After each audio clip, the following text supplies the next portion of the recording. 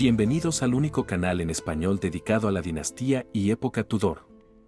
Hoy les traigo un material sobre una de las bóvedas más famosas que se encuentran en la abadía de Westminster. El lugar de descanso final de los restos del rey Enrique VII, fundador de la dinastía Tudor, de su reina consorte, Isabel de York, y de algunos de sus descendientes reales. Este video es parte de una serie que también busca retomar algunos de estos materiales sobre otros funerales y entierros reales que ya habían sido subidos al canal hace algún tiempo, pero que a partir de ahora se actualizan y mejoran. Espero que les guste. Con la reciente muerte de la reina Isabel II, la nación ha visto su ataúd viajar desde Balmoral a Edimburgo y luego a Londres. Una ceremonia formal impregnada de tradición, el ataúd con el cuerpo de la reina difunta estuvo en capilla ardiente, al igual que los monarcas reales que la precedieron. En este video, repaso más entierros reales, satisfaciendo mi insaciable curiosidad por descubrir todo lo que pueda sobre el entierro y el lugar de descanso final de los monarcas de la dinastía Tudor. Creo que todos tenemos una lista de cosas por hacer y conocer sobre la época Tudor. Cosas imbuidas de su historia y tradiciones. Por ejemplo, me encantaría explorar la perfecta mansión Tudor en Compton Nets, hojear las páginas del libro de oraciones de Ana Bolena, y me fascinaría echar un vistazo a las bóvedas Tudor de la abadía de Westminster. Es un poco macabro, lo sé, pero hace tiempo que me intriga saber más sobre las tumbas que yacen bajo el frío suelo de piedra de este edificio histórico. Antes de empezar a investigar sobre el entierro de Isabel I para un video reciente, ni siquiera sabía si los ataúdes de Enrique VII, Isabel de York, María I, la propia Isabel y su otro medio hermano Eduardo VI eran accesibles. ¿Estaban estas tumbas fantasmales en grandes cámaras abiertas a las que se podía acceder caminando? Aunque debo recalcar que no están abiertas al público como la de la capilla de San Jorge, en Windsor. ¿Entonces estaban selladas en bóvedas estrechas que nunca debían ser tocadas? Me di cuenta de que quería saber más sobre estas tumbas Tudor, y fue esta curiosidad insaciable la que me llevó a descubrir todo lo que pudiera sobre el entierro y el lugar de descanso final de la última monarca de la dinastía.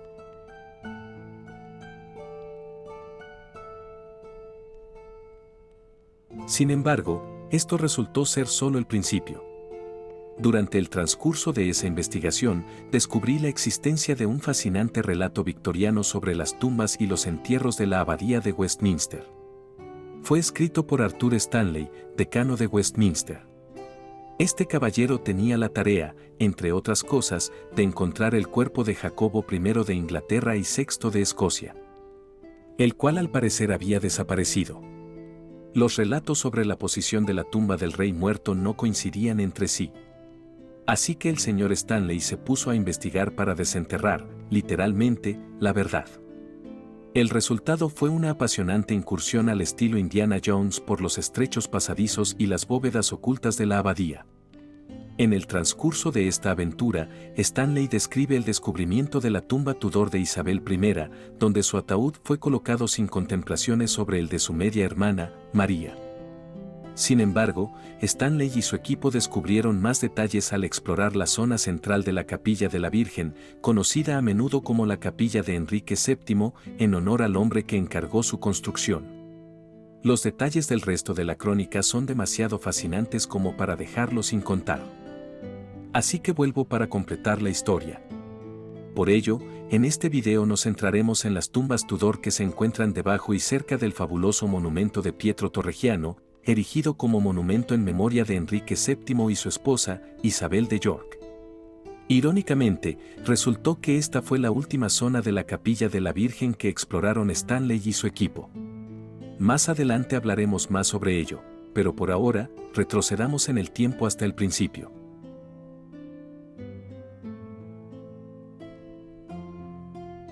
A las 14:45 del 24 de enero de 1503. Sí, así de preciso, se colocó la primera piedra de la nueva capilla de la Virgen de Enrique VII. En el proceso, se barrieron dos antiguas capillas, la de Santa María y la de San Erasmo, así como el jardín de Chaucer, para dar cabida al magnífico mausoleo real, cuya arquitectura es sencillamente impresionante. cuando lo visite, quedará asombrado por la magnífica bóveda de abanico, descrita como la cúspide del diseño medieval tardío. No cabe duda de que este rey, el más parsimonioso de todos, siempre tuvo la intención de ser enterrado junto a su esposa en un glorioso monumento a su dinastía. De hecho, su intención de que la capilla fuera un mausoleo dinástico se confirma con la inscripción en latín que rodea el recinto de su tumba. Había establecido un sepulcro para él, su esposa, sus hijos y su casa. Sin embargo, sospecho que no se le ocurrió que un lugar de descanso tan grande sería necesario para su reina tan solo un mes después de que se colocara la primera piedra.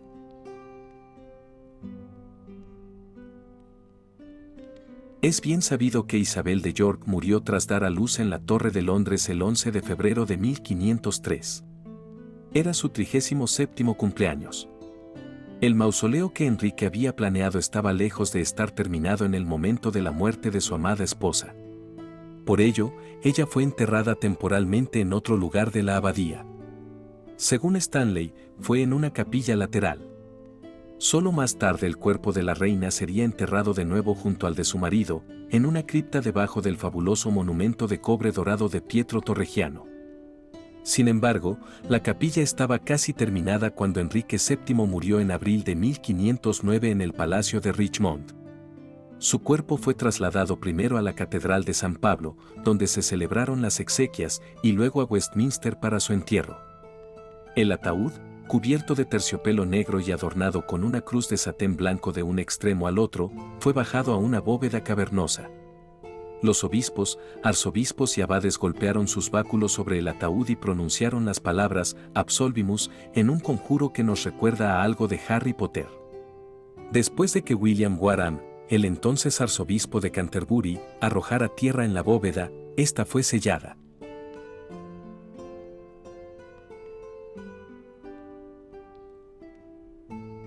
Ya hemos hablado antes de los entierros de Isabel y María I en la nave norte de la capilla de Enrique VII. Por supuesto, Margaret Beaufort y más tarde otra María, la reina de Escocia, fueron enterradas en la nave sur. Sin embargo, ahora nos centraremos en el relato de Stanley sobre la reapertura de la bóveda central.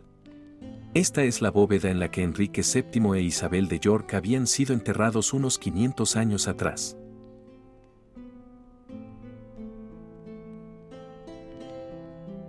En su búsqueda continua, y hasta ahora infructuosa, el señor Stanley y su equipo comenzaron a excavar directamente al oeste del monumento de Enrique VII e Isabel de York, en una zona conocida por contener la tumba de Eduardo VI. Inmediatamente, encontraron una bóveda poco profunda que contenía un ataúd de plomo. Describe su apariencia como desgarrado y deformado, así como desgastado por la corrosión prolongada y quizás por haber sido examinado antes. La estrecha bóveda en la que estaba enterrado el ataúd medía solo 7,5 pies de largo y 2,5 pies de ancho. Estaba claro que no había ningún otro ataúd presente. Sin embargo, Stanley encontró restos del altar perdido de Torregiano, que alguna vez se encontraba directamente frente al extremo oeste del monumento conmemorativo de Enrique VII e Isabel de York. En ese momento, este altar se consideraba una obra artística inigualable del artista italiano.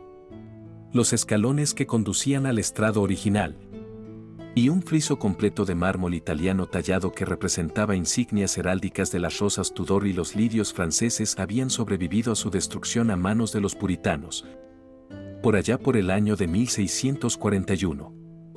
Debajo de estos escombros estaba el ataúd, su caja de madera había sido retirada en parte. Sin embargo, en el extremo inferior estaba la placa del ataúd original que estaba suelta y sin soldar y curiosamente enrollada. La inscripción en latín era indistinta pero entendible a plena luz una vez que se había limpiado la placa. Traducido decía: Eduardo el VI, por la gracia de Dios, rey de Inglaterra, Francia e Irlanda, defensor de la fe y en la tierra bajo Cristo, cabeza suprema de las iglesias de Inglaterra e Irlanda, y emigró de esta vida el día 6 de julio por la tarde a la hora 8 del año de nuestro Señor 1553, y en el 7º año de su reinado y en el 16º año de su edad. El triste fallecimiento de la gran esperanza de Enrique VIII para la dinastía Tudor se registró con precisión, las 8 de la tarde noche del 6 de julio de 1553. Stanley elogia la inscripción como la primera que declaraba de forma tan enfática la posición del monarca en relación directa con Dios como cabeza suprema de la Iglesia en Inglaterra e Irlanda. Algo único en la época. Después de mucho debate, la placa se volvió a colocar en la tumba, aunque el friso de mármol, como obra de arte, se colocó lo más cerca posible de su posición original. Sin embargo, lamentablemente, los restos de Jacobo I de Inglaterra siguieron siendo esquivos.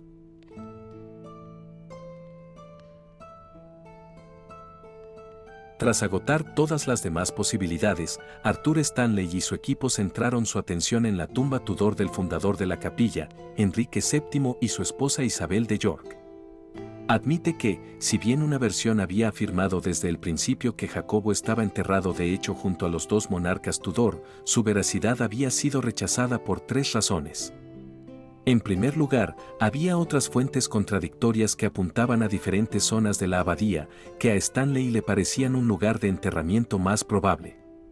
En segundo lugar, no había ninguna prueba de alteración del suelo de mármol de la capilla cerca de las tumbas Tudor, lo que podría sugerir que la bóveda había sido reabierta en el pasado.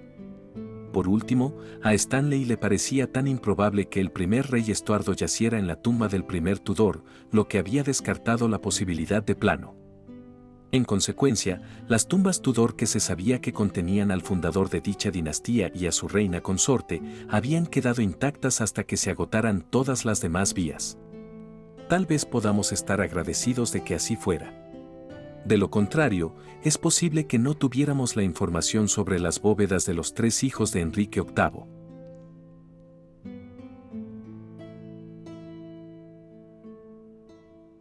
Después de examinar cuidadosamente todos los lados de la tumba en busca del punto de entrada más probable, el decano Stanley describe cómo sus trabajadores se dispusieron a abrir un espacio estrecho cerca de la bóveda de Eduardo VI, al oeste del monumento.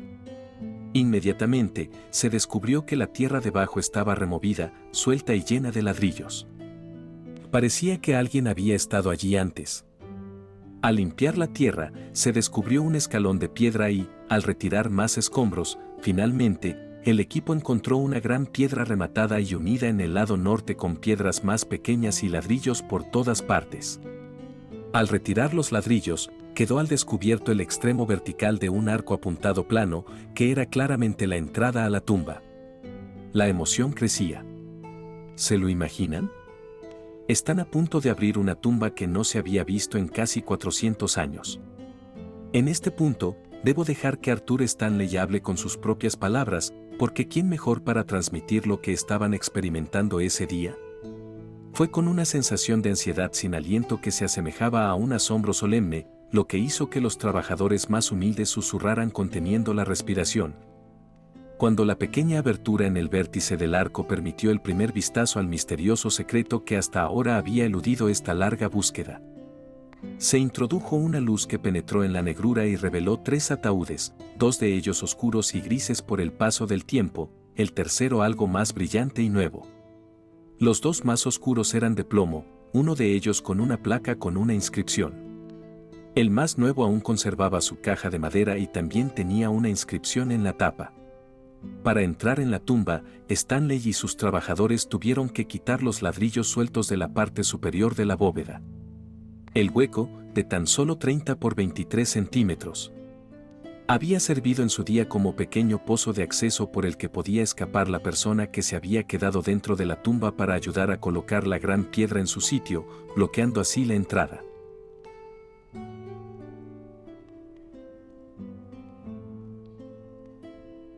El equipo de Stanley midió la bóveda y descubrió que medía 2,57 metros de largo, 1,50 metros de ancho y 1,40 metros de alto, con el techo diseñado en forma de un arco bajo de estilo Tudor.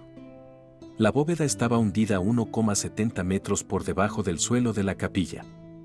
En el interior de la bóveda, el suelo de piedra estaba en perfecto estado. No se observó condensación, lo que sugiere que los ataúdes no habían sido afectados por la corrosión. Stanley recuerda que sintió un escalofrío mortal, cuando se abrió la cripta por primera vez, pero, una vez dentro, empezó a examinar y a registrar lo que encontró allí. El ataúd que yacía en el lado norte se identificó inmediatamente como el escurridizo Jacobo I, debido a la placa de inscripción colocada sobre la tapa de madera. Sin embargo, como los Estuardo no son lo mío, me centraré en los otros dos entierros, que fueron indiscutiblemente los de Isabel de York y Enrique VII. Ambos ataúdes eran de plomo, y en ambos casos se había quitado toda la cubierta de madera. Arthur Stanley concluyó que esto se había hecho deliberadamente durante el entierro de Jacobo I para hacer espacio para su cuerpo en esta cripta tan ajustada. En este punto, el ataúd de Isabel se trasladó del norte de la cripta al centro mientras se enterraba al tercer residente. Cada ataúd Tudor tenía forma en la cabeza y los hombros y luego se corría hacia abajo en línea recta. Como se ha dicho antes, el de Isabel estaba en el centro, con una cruz de Malta grabada en el plomo.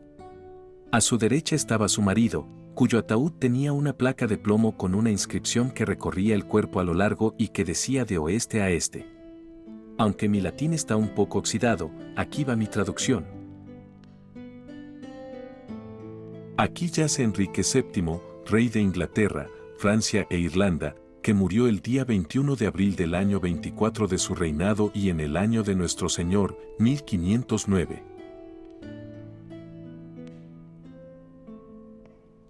Nuestro tenaz explorador concluye señalando que el paño mortuorio de seda que se sabe que fue enterrado con Enrique VII, las urnas asociadas con cada entierro y probablemente cualquier otra cosa de valor, habían desaparecido. Un grafiti grabado en el plomo reveló que un tal Ion Ware y otro de nombre E.C. habían estado allí en 1645, el año en que Jacobo fue enterrado en la cripta. Después de haber registrado que varias personas asociadas con la abadía vieron la cripta, esta fue cerrada de nuevo. En su base había una placa con la inscripción: Esta bóveda fue abierta por el decano el 11 de febrero de 1869.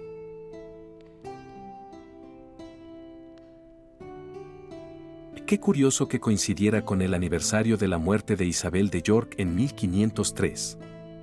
Y así, dentro de estas fascinantes tumbas reales, el primer gobernante Estuardo de Inglaterra ocupó su lugar junto a los fundadores de la dinastía Tudor. Sabemos que Jacobo era el tataranieto de Enrique. Así que, aunque no pertenecen a la misma casa, los tres cuerpos que yacen sepultados en la fría oscuridad comparten una lealtad común con Margaret, la princesa Tudor que, en última instancia, unió los reinos de Escocia e Inglaterra.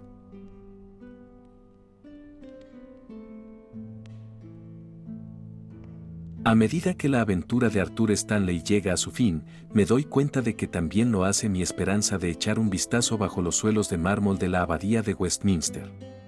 Sé que es poco probable que tache de mi lista de cosas por hacerla de ver las bóvedas de la abadía de Westminster. Sin embargo, al menos ahora sé exactamente qué y quién yace bajo mis pies la próxima vez que explore las tumbas Tudor de la imponente capilla de Enrique VII. Pero, ¿y tú? ¿Qué tumbas Tudor te intrigan más y qué sigue en tu lista de cosas por hacer? Déjame saber en la cajita de comentarios. Si te ha gustado tocar el pasado a través de este video, recuerda que puedes suscribirte a mi canal y activar la campanita de notificaciones para recibir las últimas actualizaciones sobre nuevos videos que iré subiendo próximamente. Nos vemos pronto.